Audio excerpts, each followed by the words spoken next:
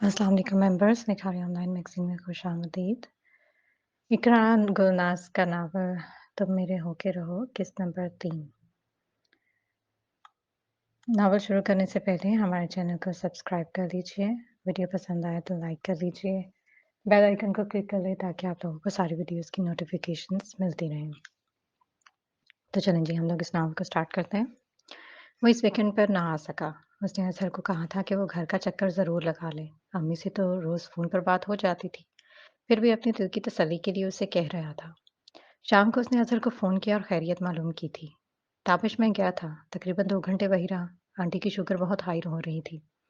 तुम्हें इनके बारे में फ़ैसला कर लेना चाहिए। वो अपनी जगह पे बिल्कुल ठीक है, असफ़र ने चंद इधर-उधर की बातें करने के बाद कहा था। उसके लहज़े में समीना बेगम के लिए तशवीश थी। अम्मी ने कुछ कहा है तुमसे? कुछ ख़ास तो नहीं, वही रूटीन की बातें। वो घर में बोर हो जाती हैं और साथ वाली आंटी सरबत भी कहीं गई हैं। घर की रूटीन के अलावा इनके पास तुम्हारी शादी की बातें कर रही थी। वो कह रही थी कि तुम रामीन को समझाओ या जिससे भी तुम शादी करना चाहते हो, इसको आंटी की ज़िंदगी में ही शामिल कर लो। अम्मी मुझको बहुत ज़्यादा फ़ोर्स कर रही हैं, मुझे समझ में नहीं आ रहा मैं क्या करूँ? उधर अम्मी की टेंशन और उधर रामीन नहीं मान रही। उसने अपना माथे को उँगलियों से परेशानी से मसलते हुए कहा था।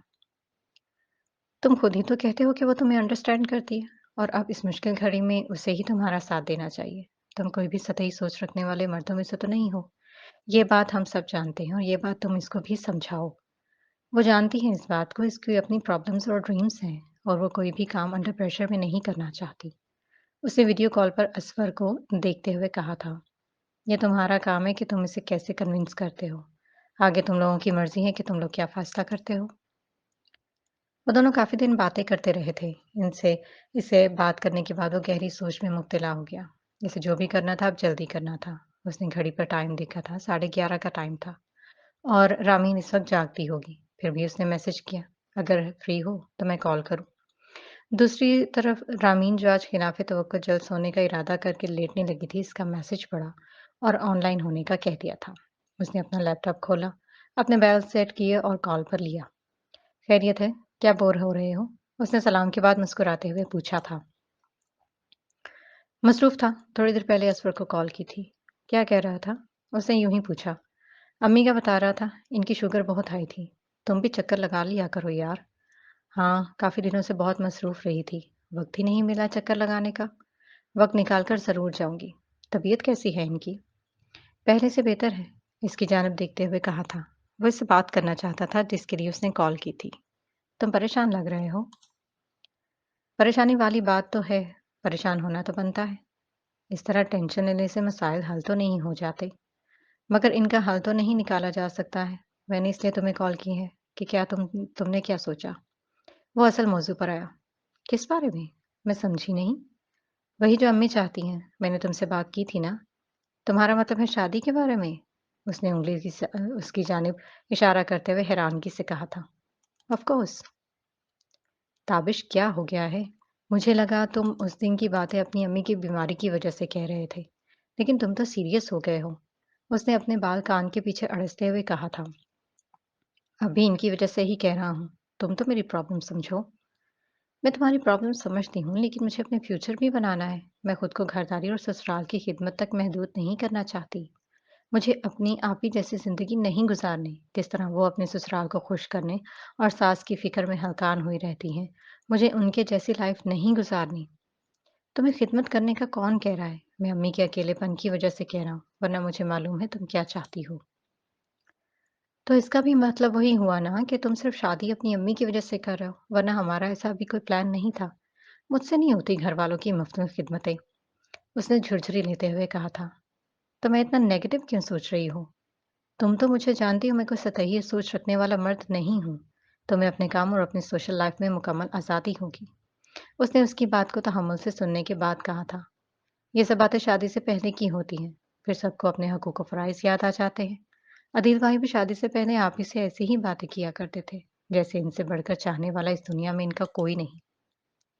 और शादी के चंद महीने के बाद अब यूँ लगता है जैसे अब वो इनकी बीवी कम, नौकरानी ज़्यादा लगती है। उन्होंने भी अपनी पढ़ाई अधूरी छोड़कर अदील भाई की मोहब्बत में और अब वो एक-एक पाई के लिए तरसती हैं। آپ ہی کو دینے کے لیے ان کے پاس چند لفظوں سے بھری خالی محبت اور سب کو خرچ کے دینے کے بعد ان کے پاس ادھوری خواہشیں رہ جاتی ہیں۔ عدیل کا مجھ سے کیوں کمپیئر کر رہی ہو؟ اس کا یہاں کیا ذکر؟ میں ان کی زندگی سے بہت کچھ سیکھ گئی ہوں۔ تم میٹ کیوں نہیں رکھ لیتے ایک کیئر ٹیکر؟ تمہیں کیا لگتا ہے مجھے اس کا خیال نہیں آیا؟ اور میں یہ سب آسانی سے افورڈ کر سکتا ہوں۔ مسئلہ ان کو ہائر کرنا نہیں ہے۔ امی کی اپنی خواہش ہے اور پھر پہلے بھی ایک میڈ رکھی تو تھی اور وہ گھر کی قیمتی چیزیں لے کر جا چکی ہیں۔ اس حادثے کی وجہ سے امی راضی نہیں ہو رہی۔ اس کو وضاحت دینی پڑی حالانکہ وہ سب کچھ جانتی تھی۔ تابش تمہاری بات ہے اپنی جگہ، لیکن میں ایسی زندگی نہیں گزار سکتی جس کی حیثیت ایک نوکرانی سے زیادہ نہ ہو۔ ماں کو ایک ایسی لڑکی کی ضرورت ہوتی ہے جو خوبصورت، پڑھی لکھی اور گھر کے ہر کام میں مہارت رکھنے کے ساتھ اپنے شوہر کا بھی دل لبھائے اور سب کی مفت میں خدمت بھی کرے۔ آنٹی کو بہو سے زیادہ فری میں یہ سب کوالٹیز کی ضرورت ہے اور بہو کے بارے میں بعد میں سوچا ہوگا، اس نے سنجیدگی سے کہا تھا۔ رامین تو میری امی کے بارے میں بات کر رہی ہو، میں ان کے بارے میں ایسی ویسی کوئی بات نہیں سننا چاہتا۔ اس کو بھی غصہ آ گیا۔ ادھیر بھائی بھی ایسا ہی کہتے ہیں، شادی تو انہوں نے محبت کی تھی، لیکن اب ہر معاملے میں پہلے خاندان ہوتا ہے اور آپ ہی کے ساتھ بعد میں۔ رامین کیا ہو گیا ہے؟ تم ہر بات میں ان کو بیچ میں کیوں لا رہی ہو؟ کیا تم میری عادتوں کو نہیں جانتی؟ میں تمہیں کہہ رہا ہوں کہ نہ ایسا ہوگا۔ ان کی بڑی فیملی ہے اور ہماری چھوٹی سی۔ اگر تم تھوڑا بہت کام کر بھی لوگی تو اس سے کیا فرق پڑ جائے گا؟ اور اگر تم کوئی کام نہیں کرنا چاہتی تو میں ملازمہ اور کیئر ٹیکر کا بھی انتظام کر دوں گا۔ Please try to understand. اس کی باتوں سے اس کی باتوں سے اسے غصہ تو آ ہی رہا تھا، لیکن وہ پھر بھی تحمل سے اسے کنونس کرنے کی کوشش کر رہا تھا۔ تمہاری باتوں سے میرے سر میں درد ہونے لگا ہے، مجھے نیند آ رہی ہے، کیا ہم بعد میں بات کریں؟ اور تم میری باتوں کو نیگیٹو مت لینا، تم میری سچویشن کو سمجھو نا۔ میں جو کہہ رہی ہوں وہ جھوٹ نہیں ہے، بلکہ میں نے وہی کہا ہے جو میں نے اپنے ارد گرد جج کیا ہے۔ ہو سکتا ہے تم ٹھیک کہہ رہی ہو، وہ سب سچ ہو، پر ہر انسان کی سوچ، عادتیں اور مسائل مختلف ہوتے ہیں اور ان کو حل کرنے کا طریقہ بھی۔ خیر، میں نے جو کہا ہے اس بارے میں سوچنا ضرور، میں جب واپس آؤں گا پھر بات کرتے ہیں۔ وہ تو ٹھیک ہے، لیکن ہمارے ارد گرد یہی حالات ہیں، مجھے ٹپکل وائف بن کر نہیں رہنا، اس بارے میں تم ضرور سوچنا۔ یہ کہہ کر اس نے کال ڈسکنیکٹ کر دی۔ دوسری جانب تابش نے آنکھیں بند کر کے کرسی کی پشت سے ٹیک لگا لی تھی۔ گہری سوچ میں ڈوبے وہ اپنے بالوں میں انگلیاں پھیرنے لگا تھا۔ رامین اتنے منفی خیالات رکھتی ہے، اس بات کا اسے اندازہ نہیں تھا۔ وہ بھی اپنی جگہ صحیح تھی، وہ بھی اس پر پریشر ڈال رہا تھا اور اس کا اپنی بہن اور بہنوئی سے موازنہ کرنا بھی غلط نہ تھا۔ اس نے بھی اپنے ارد گرد بہت سے لوگوں کو مختلف مسائل کا شکار دیکھا تھا۔ اس نے ارد گرد ارادہ کر لیا تھا کہ جائے گا تو اس کے جو بھی خدشات ہیں ان سب کو دور کرنے کی پوری کوشش کرے گا۔ اسے یقین تھا کہ وہ اس کی بات کا مان ضرور رکھے گی۔ زندگی ہر ایک کے لیے دلکش اور خوبصورت نہیں ہوتی، اسے گلزار کہا جائے۔ ہر انسان کے لیے زندگی حسین نہیں۔ بعض اوقات حالات ایسے ہو جاتے ہیں کہ انسان اچھا سوچنا بھی چاہتا ہے پر سوچ نہیں پاتا اور اسے زندگی بے رنگ اور بے معنی سی لگتی ہے۔ جینے کی کوئی خواہش جیسے چاہ نہیں ہوتی۔ دن بھر کے کام کاج کے بعد وہ مختلف سوچوں کے ہمراہ بستر پر لیٹی تھی۔ اماں کو سکون سے سوتے دیکھ کر اس کے بھی دل کو تسلی ہو گئی تھی۔ کچھ دنوں سے انہیں بہت زیادہ کھانسی تھی۔ میڈیسن کے علاوہ انہوں نے کافی دیسی ٹوٹکے آزمائے جن سے انہیں کافی افاقہ ہوا تھا۔ صبح سے نفیسہ بیگم کو کافی تیز بخار تھا۔ اب نہ جانے میڈیسن کا اثر تھا یا ان گھریلو ٹوٹکوں کا، وہ کافی حد تک مطمئن ہو کر سو گئیں۔ فجر کے وقت اس کی آنکھ کھلی تو اماں کو فجر کی نماز کے لیے اٹھنے کا کہہ کر خود وضو کرنے چلی گئی تھی، اور جب وہ وضو کر کے واپس کمرے میں آئی تب نفیسہ بیگم ابھی تک اپنے بستر پر لیٹی ہوئی تھی۔ وہ سمجھی غنودگی کی وجہ سے شاید وہ دوبارہ نہ سو گئی ہوں۔ اماں اٹھ جائیں۔ اس نے رضائی چہرے سے ہٹا کر آہستہ سے کہا اور چند سیکنڈ انتظار کیا، پر ان کو کوئی بھی حرکت نہ کرتے دیکھ کر اس نے کندھے کو ہولے سے ہلایا تھا۔ اماں اٹھ جائیں۔ اب کی بار اس کے دل میں بیک وقت کئی خدشات نے جنم لیا تھا۔ نفیسہ بیگم نے نہ آنکھیں کھولی اور نہ ہی ذرا سی حرکت بھی کی۔ اماں، اس نے کسی خدشے کے تحت انہیں قدرے زور سے ہلایا تھا۔ انہیں یوں ہلانے سے بے سد لیٹا دیکھ کر اس نے زور زور سے ہلایا پر وہ نہ اٹھی تھی۔ انہیں کیا ہو گیا ہے؟ میں کیا کروں؟ میں خالہ کو بلاتی ہوں، شاید امی بے ہوش ہو گئی ہیں۔ اس نے بوکھلاہٹ میں سوچتے ہوئے باہر کی اور تیزی سے بھاگی اور پھر ساتھ والے گھر کا گیٹ زور سے پیٹ ڈالا۔ اس کے اندر کی ڈر اور خوف نے باہر کی تمام آوازیں جیسے سنائی ہی نہیں دے رہی تھی۔ وہ پاگلوں کی طرح ان کا گیٹ پیٹے جا رہی تھی۔ جیسے ہی انہوں نے گیٹ کھولا وہ جیسے تیسے کر کے اماں کا بتانے لگی۔ उस घर के तमाम अफराद आगे पीछे घबराहट में भागे थे। वो धड़कते दिल से अम्मा की सेहतयाबी और जिंदगी के लिए दुआएं कर रही थी कि कोई अभी कहते कि वो सिर्फ बेहोश हुई हैं। घबराने की बात नहीं है। एक दो मोहल्ले छोड़कर एक क्लिनिक था। एक लड़का हमसाए के कहने पर भागकर डॉक्टर को बुला लाया था। वो फटी फटी आंखों से डॉक्टर और बाकी लोगों की तंबीह करती नजरों को देख रही थी। डॉक्टर के चेकअप के बाद उन्होंने जो कहा था वो सुनकर अपनी टांगों पर खड़े होना मुश्किल हो गया था और वो जमीन पर गिरती चली गई थी। समीना बेगम को जब मैं नफीसा बेगम के बारे में मालूम हुआ तो उन्होंने फौरन ताबिश को कॉल की और गांव जाने का कहा था। ताबिश को इतनी इमरजेंसी में इतने दूर से आना मुश्किल था, इसलिए उसने अजहर को कह दिया था कि वो अम्मी के साथ चला जाए। अजहर ताबिश के कहना कैसे मोड़ सकता था, इसलिए वो समीना बेगम के हमरा गांव आ गया था। वो लोग जब तक गांव पहुंचे तदवीन के लिए जनाजा उठाकर ले जाने ही वाले थे। सुमामा को तो बिल्कुल भी होश नहीं था। रक्षंदा बेगम पहले वहां से मौजूद थी। उन्होंने बताया कि सुमामा के अब्बू को बता दिया है और वो कोशिश कर रहे हैं कि जल्द से जल्द पाकिस्तान पहुंच जाए। लेकिन अभी तक पाकिस्तान आने के सिलसिले में कोई बात नहीं बन पा रही। मजबूरन इनकी अदम मौजूदगी में ने यहाँ सबके मामला देखना पड़ेंगे। सुमामा को होश तो आ गया था, पर जैसे उसे अपने इर्द गिर्द जमा लोग और उनकी आवाजें कुछ भी दिखाई और सुनाई नहीं दे रही थी। उसे सिर्फ एक आवाज सुनाई दे रही थी कि नफीसा बहन इस दुनिया में नहीं रही। आंखों के सामने इनका चेहरा था। अब्बा को उसने ढूंढना चाहा था, पर वो कहीं नहीं थे। बशीर साहब ने फौरन पाकिस्तान आने की बहुत कोशिश की, मगर इनका पासपोर्ट नहीं मिल रहा था। पासपोर्ट तो तब मिलता अगर वो संभाल कर रखते, और फिर वीजा लगवाने में इन्हें 2 दिन गुजर गए। इस तमाम वक्त में रक्षंदा खाला और समीना बेगम दुख की इस घड़ी में उसके साथ रही थी। उन्होंने इसको हर तरह से ख्याल रखने की कोशिश की थी।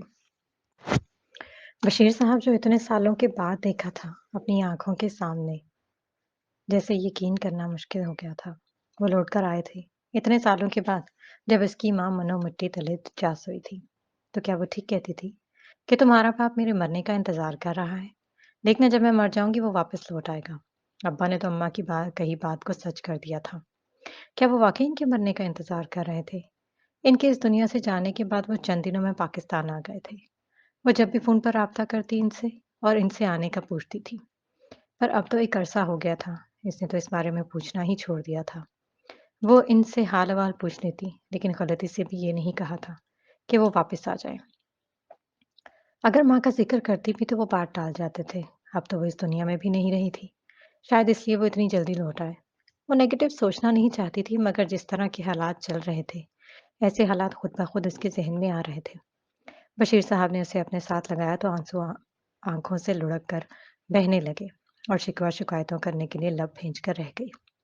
अम्मा ने जिस शख्स से इतनी मोहब्बत की, इनकी नारसाई में हर लम्हे खुद को और इसको तकलीफ देती रही।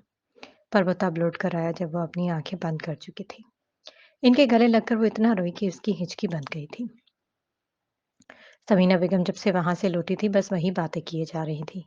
इन्हें अपने बचपन की दोस्त को खो देने का गम जो था सो था, मगर दूसरी जानिब इन्हें सुमामा की भी बहुत फिक्र हो रही थी। इसकी रोती सूरत उनके सामने बार बार आ रही थी। रात को ताबिश को कॉल आई थी तो वो तमाम वक्त इसका ही जिक्र करती रही, और वो भी माँ की तमाम बातें सुनता रहा। वो जानता था कि अम्मी अपने जानने वालों का कितना ख्याल करती है। इनकी नरम और सादा तबीयत से वो वाकिफ था, इसलिए इनकी हर बात सुन लिया करता था। दिन भर की जो भी बातें होती वो इससे या अजहर से कर लिया करती थी। ये सब बातें अपनी जगह, पर बार बार सुमामा के जिक्र पर उसकी थोड़ी सी बेजारी होने लगी थी। ये तब से था जब उन्होंने उसके मुतालिक उससे राय मांगी थी। न जाने क्यों वो इस लड़की का जिक्र भी सुनना पसंद नहीं करता था। इसका बाप आ तो गया है ना, जाने अब वो उसको अपने साथ लेकर जाएगा या कहीं शादी वादी कर देगा। उन्होंने अपने ख्यालात का इजहार दोबारा से करते हुए कहा, अगर अम्मी, अगर इसके अब्बू आ गए हैं तो बेहतर जानते हैं कि उन्हें क्या करना है अपनी बेटी के लिए। आप इसकी फिक्र में इतना परेशान क्यों हो रही हैं? परेशानी वाली बात है तो कह रही हूँ। पहले तो सारी जिंदगी इसका ख्याल नहीं आया, और अब आया है तो पता नहीं क्या करेगा इसके साथ। ये इनके घर का मामला है, जो इन्हें मुनासिब लगा वो करेंगे। आप इस लड़की की फिक्र में इतना परेशान ना हो। वो बाप है, इसका कोई दुश्मन नहीं है। इसके लहजे में थोड़ी तड़की दर आई थी और वो समामा नामे से तंग आ गया था। ताबिश, मैं एक बात सोच रही थी। इसके लहजे को नजरअंदाज करके उसने नरमी से कहा था, क्या? मुझे तो वो बहुत प्यारी लगी है। वो बहुत कमगोर और सादा सी है। अगर तुम एक बार सोच लो इस बारे में। उन्होंने तमहीन बांधने के बाद बात अधूरी छोड़ दी थी। किस बारे में? उसे कुछ अंदाज़ा तो हो गया था, वो फिर भी अनजान बन गया। "अगर मैं उसे तुम्हारी दुल्हन बनाकर ले आऊँ इस घर में?" "अम्मी प्लीज़।" उसने एक सर्द आह खारिज की और दोबारा बोला, "आपको इस पेंडू सी लड़की में ऐसा क्या नज़र आ गया है? क्या फिर से इसके बारे में बात कर रही हैं?" "मुझे इस लड़की में 1% भी इंटरेस्ट नहीं है। पता नहीं आपको इसमें ऐसा क्या नज़र आ गया है कि आप इसका ज़िक्र करते नहीं थकतीं? आप जानती हैं मैं रामीन में इंटरेस्टेड हूँ फिर भी।" "तो क्या रामीन में सुरख़ाब के पर लगे हैं जो इसके अलावा कोई और लड़की तुम्हारी ज़िंदगी में नहीं आ सकती?" "वो हमारे माहौल को और मुझे समझती है अम्मी, जबकि ये लड़की में।" उसने सख्त अल्फाज कहने से खुद को रोका था। "तुम करो उस लड़की से शादी जो तुम्हें समझती हो। माँ का क्या है? वो भी एक रोज़ नफीसा बहन की तरह इस दुनिया से चली जाएगी। और तुम करते रहना जो तुम्हारे दिल में आए। खुश रहना इस मॉडल के साथ। जान छूट जाएगी माँ से।" "अम्मी प्लीज़ कैसी बातें कर रही हैं? अल्लाह ना करे आपको कुछ हो।" "और कैसी बातें करूँ? मुझे तो इस लड़की से हमदर्दी और मोहब्बत है, इसलिए तुमसे ज़िक्र कर दिया। इसकी माँ भी छोड़कर चली गई उसे तन्हा छोड़कर। देखना, इस अकेलेपन और तन्हाई से नब्र आज़मा होते एक दिन मैंने इस दुनिया से चले जाना है। फिर तुम करते रहना अपनी मनमर्ज़ियाँ। मुझे एहसास है आपकी तन्हाई का, मैंने कितनी मर्तबा कहा है कि आप मेरे पास आ जाएँ, पर आप इसके लिए भी राज़ी नहीं हो रहीं। रामीन अभी पढ़ रही है, वो इस सब के लिए अभी राज़ी नहीं हो रही। जो राज़ी हो जाएगी, तुम इसके लिए मान नहीं रहे। ठीक है, जैसे तुम्हारी मर्ज़ी। अगर वो तुम्हें और तुम्हारी बात को समझती है, तो उसे शादी के लिए मनाओ। अल्लाह ने जो मुझे मोहलत ज़िंदगी दे रखी है, मैं इसमें अपने पोते-पोतियों के साथ खेलना चाहती हूँ। उन्होंने अपनी देरीना ख्वाहिश का इज़हार करते हुए कहा था। आप कहती हैं तो बात कर लेता हूँ। उसने बात ख़त्म करते हुए कहा था। अगर वो ना मानी तो? उन्होंने अपने ख़दशे का इज़हार किया। कोई ना कोई तो हल निकालना पड़ेगा। अब आपको यूँ यहाँ तन्हा भी नहीं छोड़ सकता। मुझे हर वक़्त आपकी फ़िक्र रहती है। ताबिश के यूँ कहने से इनके दिल को काफ़ी तसल्ली हो गई थी। मगर रामीन के लिए अभी भी इनका दिल नहीं मान रहा था। इन्हें एक घर सँभालने वाली मुख़लिस लड़की का इंतख़ाब करना था। जबकि रामीन फ़ैशन की दिलदादा, घरदारी और सुघड़पन से इसका दूर-दूर तक कोई ताल्लुक नज़र नहीं आ रहा था। अब्बा को आए हुए तकरीबन 15 रोज़ बीत गए थे। घर में कुछ करने को था नहीं। वो फिर भी खुद को मसरूफ़ रखने की पूरी कोशिश करती। खाला रक्षंदा अभी तक यहीं ठहरी हुई थी। खाला और अब्बा 1-2 बार इसके ससुराल गए और वजह क्या थी, वो नहीं जानती थी। वो समझ रही थी कि शायद इन लोगों से मिलने या अपनी तसल्ली के लिए वहाँ से होकर आए हैं। मगर असल बात तो बाद में पता चली। वो चाय बनाकर कमरे में देने गई, तो खाला की आवाज़ सुनकर अपनी जगह पर ठहर गई, क्योंकि बात इसके मुतल्लिक हो रही थी। वो सोच में पड़ गई कि उसे अंदर जाना चाहिए या नहीं। वो इसी कश्मकश में थी कि अब्बा की आवाज़ इसके कानों में पड़ी थी। मुझे जल्द से जल्द सुमामा की शादी करके वापस जाना है। मैं उसे अकेले छोड़कर नहीं जा सकता। अब्बा के लहजे में फ़िक्र और उजलत दोनों छलक रही थी। ये इसकी सारी ज़िंदगी का मामला है भाई साहब, यूँ आनन-फानन तय नहीं किया जा सकता। और वैसे भी रिश्ता तय करते वक़्त उन्होंने नफ़ीसा बेगम से वाज़ेह तौर पर कह दिया था कि अभी उन्होंने शादी नहीं करनी। शादी साल 6 माह बाद होना तय पाई थी। लड़का भी बाहर है, ऐसे में हम इन पर दबाव नहीं डाल सकते। तो फिर क्या करें? आप ही बताएँ। जवान बेटी है, मैं भी उसे अपने साथ नहीं रख सकती और ना मज़ीद यहाँ रुक सकती हूँ। आप सुमामा को अपने साथ क्यों नहीं ले जाते? यही तो मसला है कि मैं उसे अपने साथ नहीं लेके जा सकता। यहाँ के माहौल और वहाँ के माहौल में बहुत फ़र्क है। वहाँ पर सब मेरे अलावा उसके सौतेले रिश्ते हैं। सुमामा वहाँ आसानी से एडजस्ट नहीं कर पाएगी और ना उसके सौतेले बहन-भाई और माँ इसको आसानी से कबूल करेंगे। मैं इस फ़र्क से सुबदोश होना चाहता हूँ। नफ़ीसा और देखभाल करके रिश्ता करना चाहिए था। जब इसे मालूम था कि उसकी बीमारी के सबब वो ज़्यादा अरसा ज़िंदा नहीं रहेगी, तो फिर ऐसे रिश्ते के लिए हाँ क्यों की जो अभी शादी करने के लिए तैयार ही नहीं है। इसे जो मुनासिब लगा, उसने किया। अब आपको भी समझदारी का मुज़ाहिरा करना होगा। इतनी आसानी से अच्छा और मुनासिब रिश्ता नहीं मिलेगा और अगर मिल भी गया, तो इतनी जल्दी शादी के लिए राज़ी नहीं होंगे। ऐसे कामों में देर-सवेर तो हो जाती है। रक्षंदा खाला ने इन्हें समझाते हुए कहा था। वो जब इन्हें चाय देने कमरे में जाने वाली थी, मगर बाहर खड़ी रह गई। वो जो काफ़ी दिनों से खुद से बेखबर थी, उसे क्या खबर कि अब्बा क्या करना चाहते हैं और खाला खाला की परेशानी भी अब समझ में आ रही थी। उसे अपना एक बोझ सा लगने लगा था, जो अब्बा उतार कर अपने दिल की तसल्ली के लिए इसको किसी भी हाथों में सौंप देना चाहते थे और फिर वो अपनी दूसरी बीवी और उसके सौतेले बहन-भाइयों के पास हमेशा के लिए चले जाना चाहते थे। वो इनकी ज़िंदगी में कहाँ थी? न कभी मैं माँ को नज़र आई और अगर इन्हें नज़र आई, तो वो इस दुनिया से चली गई और जो एक रिश्ता बचा था, उसके अपने दिल में وہ کبھی بدگمانی پیدا نہیں کرنا چاہتی تھی۔ پتہ نہیں کیوں وہ وہی اس کو جلد سے جلد اسے اپنا فرض سمجھ کر ادا کر دینا چاہتے تھے، گویا کہ وہ قضا ہو رہا ہو۔ اس نے ابا کو کہتے سنا، وہ لوگ راضی نہیں ہو رہے تو ان کی مرضی، ہم کہیں اور مناسب رشتہ دیکھ کر طے کر دیتے ہیں۔ میں جلد از جلد سماما کی رخصتی کرنا چاہتا ہوں۔ انہوں نے دو ٹوک کہا تھا، ہم کوشش کر لیتے ہیں اور آگے اللہ بہتر کرے اور اس کے نصیب اچھے کرے۔ سماما خاموشی سے واپس لوٹ آئی، اندر جانے کی تو ہمت ہی نہ ہوئی۔ ویکینڈ پر وہ گھر آیا ہوا تھا، اس کا ارادہ رامین سے بات کرنے کا تو جو وہ فون پر بھی کر چکا تھا۔ اس نے فون کر کے پوچھا تھا تو اس نے لنچ ساتھ میں کرنے کا کہا تھا، اس طرح وہ تھوڑا وقت ساتھ میں گزار لیں گے۔ تابش مقررہ وقت سے پہلے پہنچ گیا تھا اور تھوڑی دیر میں رامین بھی آ گئی تھی۔ لنچ آرڈر کرنے کے بعد اپنی اسٹڈی کا بتانے لگی، پر تابش اس بارے میں سوچ رہا تھا جو وہ کہنا چاہتے ہیں۔ تم کچھ کہنا چاہتے ہو؟ کیا بات ہے؟ رامین نے خود ہی اس کی مشکل آسان کر دی تھی۔ ہاں، مجھے تم سے ایک ضروری بات کرنی تھی۔ اس نے تمہید باندھی تھی۔ میں حاضر ہوں، اس نے بے تکلفی سے کہا تھا اور اس کی جانب متوجہ ہو گئی تھی۔ میں نے اس دن کال پر جو کچھ کہا تھا، پھر تم نے کیا سوچا؟ کیا کہا تھا؟ اسے ناسمجھی سے پوچھا تھا۔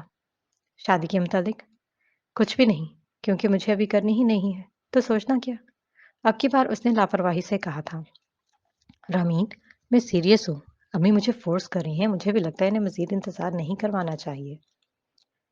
تو ہمیں شادی کر لینی چاہیے؟ اس نے استہزائیہ انداز میں پوچھا تھا۔ میں نے اس بارے میں کافی سوچا ہے، امی کی خواہش بھی اور ضرورت کو بھی رد نہیں کر سکتا۔ مجھے لگتا ہے تمہیں اس بارے میں سیریسلی سوچنا چاہیے۔ اپنی بات پر زور دیتے ہوئے اس نے کہا تھا۔ تھابش، یہ کیسا مذاق ہے؟ شادی کا بول رہے ہو تم؟ میں نے تمہیں پہلے بھی بتایا تھا کہ مجھے ابھی ان چکروں میں نہیں پڑنا۔ میری اپنی لائف ہے، خواب و خواہشات ہے۔ شادی کر کے میں خود کو گھرداری تک محدود نہیں کر سکتی۔ مجھے اپنی لائف میں اپنے پیروں پر کھڑا ہونا ہے، مجھے جاب کرنی ہے اور پھر میں اس کے بارے میں سوچوں گی۔ تو میں نے کب منع کیا ہے تمہیں اپنے خواب اور خواہشات کو پورا کرنے سے؟ تم اگر جاب کرنا چاہتی ہو تو میں تمہیں سپورٹ کروں گا، تمہارے خواب پورے کرنے کے درمیان کبھی نہیں آؤں گا۔ ایک مرد کے لیے ہینڈل کرنا شاید آسان ہو، پر ایک لڑکی کی لائف چینج ہو جاتی ہے۔ شادی ہو گئی تو پھر بچوں کی بھی خواہش ہوگی، گھر، شوہر، سسرال اور دیگر کئی کام وغیرہ۔ ان سب کو مینٹین کرنا اتنا آسان نہیں ہوتا جتنا تم سمجھ رہے ہو۔ تمہاری باتیں اپنی جگہ ٹھیک ہے، مگر مجھے امی کی ٹینشن ہے۔ وہ شادی کے لیے کافی عرصے سے اصرار کر رہی ہیں، صرف تمہارے کہنے پر میں نے منع کیا ہے۔ دیکھا جائے تو ان کی خواہش بے وجہ نہیں ہے، تقریباً 2 سال سے زیادہ عرصہ ہو گیا ہے میری جاب کو۔ میری تعلیم بھی مکمل نہیں ہوئی تھی، وہ تب سے ہی میری شادی کے خواب دیکھ رہی۔ اب تو پھر اتنا مسئلہ ہو گیا ہے، امی گھر میں اکیلی ہوتی ہیں اور گھر کے کام کاج بھی نہیں ہوتے اور میں بھی مصروف رہتا ہوں۔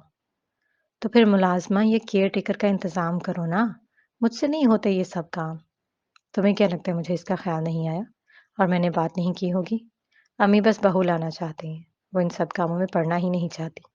لاسٹ ٹائم بھی ایک ملازمہ رکھی تھی، پھر وہ جو چوری ہوئی تھی اس کے بعد وہ کسی بھی ملازمہ کو رکھنے کے لیے تیار نہیں۔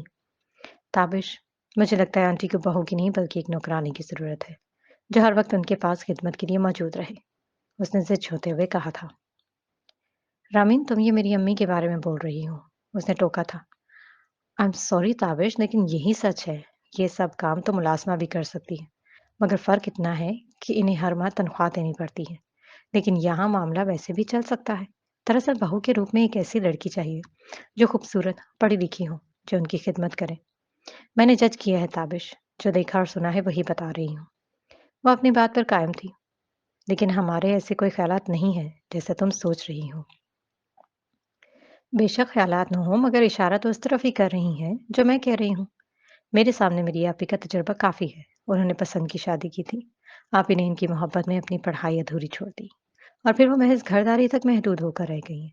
5 سالوں میں 3 بچے ہیں، ساس، سسر اور باقی گھر والوں کی خدمت میں الگ لگی رہتی ہیں۔ اسکول اور گھر کے اخراجات کو بھائی کو مینٹین رکھنا مشکل ہے، ادھوری تعلیم کی وجہ سے نہ آپ ہی جاب کر سکتی ہے۔ سسرال والے کل تک جو جان نچھاور کرتے تھے اب جان لینے کے در پر ہو گئے ہیں۔ ان کی صحت گھل گئی ان کی خدمتیں کرتے اور بچوں کے اخراجات پورے کرنے میں۔ مہینے کے آخر میں چند سو بھی نہیں بچتے ان کے ہاتھ میں جو وہ اپنی مرضی سے خود پر خرچ کر سکے۔ میں ایسی لائف نہیں جینا چاہتی جیسے میری آپی جی رہی ہیں، میں اپنے پاؤں پر کھڑا ہونا چاہتی ہوں، پھر اس کے بارے میں سوچوں گی۔ اس نے قدرے تفصیلی جواب دیا تھا، لیکن ماحول اور سوچ کا فرق بھی ہوتا ہے۔ मैं सिर्फ अम्मी की तन्हाई के सबब कह रहा हूँ, वरना केयर टेकर या मुलाजमा मैं आसानी से अफोर्ड कर सकता हूँ। इसकी बात सुनने के बाद उसने तहम्मुल से कहा था। इस दौरान वेटर खाना लगाने लगा तो वो दोनों खामोश हो गए थे। मैं फिलहाल ऐसा कोई रिस्क नहीं लेना चाहती। ये सारी जिंदगी का मामला है। तो मतलब तुम्हें मुझसे शादी नहीं करनी? मैंने इनकार कब किया है, लेकिन अभी नहीं करनी। मैं भी अपनी मदर के अकेलेपन और बीमारी को लेकर कोई रिस्क नहीं लेना चाहता, जो कल को मेरे लिए पछतावा बन जाए। क्या कोई और हल नहीं है इसके अलावा? उसने सर खारिज करते हुए कहा था। फिलहाल तो मुझे कोई हल नजर नहीं आ रहा। अगर तुम्हारे पास है इसके अलावा तो बताओ। उसने कंधे उचकाते हुए कहा था। तो वो होंठ काटने लगी और फिर कुछ तवक्कुफ के बाद बोली थी। मेरे पास एक आइडिया है, अगर तुम चाहो तो ऐसा हो सकता है। कैसा आइडिया? उसके यूं कहने पर वो सीधा होकर बैठ गया था। तुम उस दिन एक लड़की का जिक्र कर रहे थे, जो गांव में रहती है। हाँ, तो? उसने नसमझी से पूछा था। वो कैसी लड़की है? उसने इश्तियाक से पूछा था। इसका क्या जिक्र यहाँ पर? तुम बता रहे थे वो मामूली और दबूसी नहीं बल्कि पिंडू सी है। तुम इसके बारे में क्यों बात कर रही हो? वो तो अम्मी ने अपने ख्यालात का इजहार किया था, जबकि मुझे इसमें बिल्कुल भी इंटरेस्ट नहीं है। उसने वजाहत दी थी कि शायद इसको बुरा लगा हो। मुझे लगता है वो इस मसले को हल कर सकती है। तुमने बताया था कि इसकी अम्मी का भी शायद इंतकाल हो गया है। कहकर वो रुकी थी। हाँ, तो इसका हमारे मसले से क्या ताल्लुक? वो इसकी बात का मतलब नहीं समझ सका था कि वो कहना क्या चाहती हैं। तुम इससे शादी कर लो, उसने हिम्मत जमा करते हुए कहा था। क्या? ये कैसा मजाक है? मैं सीरियस हूँ और तुम मुझे तंग कर रही हो। हैरानगी से कहा। मैं भी सीरियस हूँ। उसने उसके सख्त तासरात को देखा था और बोली थी। ताबिश, मेरी बात को गौर से सुनो। मैं आंटी से मिलने गई थी तो उन्होंने बताया था कि उसकी अम्मी का इंतकाल हो गया है और उसका बाप जल्द से जल्द उसकी शादी करके मुल्क से बाहर जाना चाहते हैं। यहाँ इस लड़की का रिश्ता हुआ था, वहां से इनकार हो गया है और उसका बाप कोई अच्छा रिश्ता देखकर उसकी शादी करना चाहते हैं। ऐसे में अगर तुम इस लड़की से शादी कर लोगे तो इस तरह एक साथ कई मसले हल हो जाएंगे। इसके बाप की और तुम्हारी परेशानी खत्म हो जाएगी और आंटी को जैसी बहू चाहिए वैसे मिल जाएगी। उसने ठहरे हुए अंदाज में नरमी से कहा। मैं अपनी वालदा की वजह से मजबूर ज़रूर हूँ, मगर ज़िंदगी भर के लिए इस जैसी दबूसी लड़की का इंतखाब कभी नहीं करूँगा। उसने दो टोक कहा था। ज़िंदगी भर के लिए कब कह रही हूँ? मेरी बात गौर से सुनो। मैं तो सिर्फ आंटी की तन्हाई और तुम्हारी परेशानी की वजह से कह रही हूँ। तुम्हें इसमें बिल्कुल इंटरेस्ट नहीं है, तो फिर दिलचस्पी पैदा करने की ज़रूरत ही क्या है? एक तरह से इस लड़की की मदद हो जाएगी और उसके बाप की परेशानी खत्म हो जाएगी। ये तुम क्या कह रही हो? मेरी समझ में कुछ नहीं आ रहा। तुम खुद मुझे किसी और से शादी करने का कह रही हो। मुझे तो यकीन नहीं हो रहा। तुम्हारी तबीयत तो ठीक है ना? उसकी दिमागी हालत पर शुबा करते इस्तेहज़ाई अंदाज में कहा था। मेरी तबीयत बिल्कुल ठीक है। तुम्हें मेरी बात को तहम्मुल से सुनना होगा। वो एक पल को रुकी और बोली थी। हम दोनों के दरमियान जो कमिटमेंट हुई थी, मैं इस पर अभी कायम हूँ। मगर इतनी जल्दी तुमसे शादी नहीं कर सकती और इसकी वजह भी बता दी है। इसलिए हम दरमियान का रास्ता निकाल लेते हैं। आंटी जैसी लड़की चाहती हैं, वो तमाम खूबियाँ उन्हें उस लड़की में नज़र आई हैं, जो मुझ में बिल्कुल नहीं है। और तुम जैसी लाइफ पार्टनर के हवाले से सोच रखती हो, वो वैसी नहीं है। इस तरह से इसका बाप भी मजबूर है और किसी अच्छे रिश्ते की तलाश में है। और अगर वहाँ आंटी तुम्हारा रिश्ता लेकर गईं, वहाँ से कभी इनकार नहीं करेंगे। तुम आंटी की खातिर इससे शादी कर लो और फिर चंद साल के बाद इसको डिवोर्स दे देना और फिर हम दोनों शादी कर लेंगे। रामीन, क्या पागल हो गई हो? मैं अपनी गर्ज से किसी की यूं जिंदगी बर्बाद नहीं कर सकता, चाहे वो मुझे नापसंद ही क्यों ना हो। उसने साफ इनकार करते हुए कहा था। तुम मेरी बात का मतलब समझे नहीं हो। इसको एक तरह से तुम घर और आसाइश भरी जिंदगी दोगे, महज एक कागजी ताल्लुक की बिना पर। और आंटी की परेशानी को खत्म करने के लिए अगर ये कदम उठा लोगे तो मसला है। तुम कौन सा घर पर रहते हो, वीकेंड पर या इससे ज्यादा अरसा घर नहीं आते। ऐसे में तुम्हें भी तसल्ली रहेगी और आंटी का प्रेशर भी नहीं होगा। फिर तब तक मुझे भी वक़्त मिल जाएगा और इसके बाद हम खुद इसकी मिडल क्लास लड़के से शादी करवा देंगे। अगर हम इसके अकाउंट में कुछ बैंक बैलेंस या प्रॉपर्टी इसके नाम कर देंगे, तो कोई भी मिडल क्लास या लोअर क्लास के किसी ऐसे लड़के से इसकी शादी करवा देंगे जैसा वो डिज़र्व करती है। उसने अपनी लेयर कटिंग बालों को कानों के पीछे अड़सते कहा था। ताबिश ने उसकी बात तने हुए और साफ से सुनी थी और इसके तासुरात बता रहे थे कि उसे रामीन का आइडिया पसंद नहीं आया था। देखो ताबिश, मुझे गलत मत समझना। इसमें हम दोनों की ही नहीं बल्कि सबकी भलाई है। उसने अपनी बात पर जोर देते हुए कहा था। मुझे लगता है तुम्हें अपनी बात पर नज़रसानी कर लेनी चाहिए। माथे पर शिकने डाले उसने असहज संजीदगी से कहा था। नजरसानी तो तुम्हें मेरी बात पर करनी चाहिए। मैंने अपने बारे में जो बताया मैं इस पर कायम हूँ। उसने भी संजीदगी से जवाब दिया। मेरे अब्बू के चले जाने के बाद मेरी वालदा ने मुझे बहुत सपोर्ट किया है और मेरे लिए उन्होंने बहुत सी मुश्किलात बर्दाश्त की हैं। तो क्या इनके मजबूर करने पर मैं इनके लिए इतना भी नहीं कर सकता? सब वालिदैन करते हैं। वो अपनी औलाद के लिए मुश्किलात बर्दाश्त करते हैं। इसमें नई बात क्या है? उसने तनफ़ुर से कहा था। सबके वालिदैन करते हैं तो क्या हमारा कोई हक नहीं है इनकी खुशियों का ख़्याल रखने का? इनकी ज़रूरियात को पूरी करने का? बिल्कुल है, मगर ये हमारी सारी ज़िंदगी का मामला है और मैं इतनी जल्दी ये सब कुछ नहीं कर सकती। मेरे ख़्याल में अब मुझे चलना चाहिए। हम बाद में इसके बारे में बात करेंगे। शायद तुम्हें एहसास हो जाए कि तुम जो कह रही हो वो इतना आसान नहीं है, जितना तुम समझ रही हो। ये कहकर वो अपनी जगह से उठते हुए बात खत्म करते कहा था। इतना मुश्किल भी नहीं है जितना तुम समझ रहे हो। तुम्हें मेरी बात पर गौर करने की ज़रूरत है। उसने जल्दी से कहा था। उसने कोई भी जवाब दिए बगैर मोबाइल और अपनी गाड़ी की चाबी उठाई और लंबे-लंबे डग पड़ते हुए चला गया और वो सिर्फ उसे देखकर रह गई थी।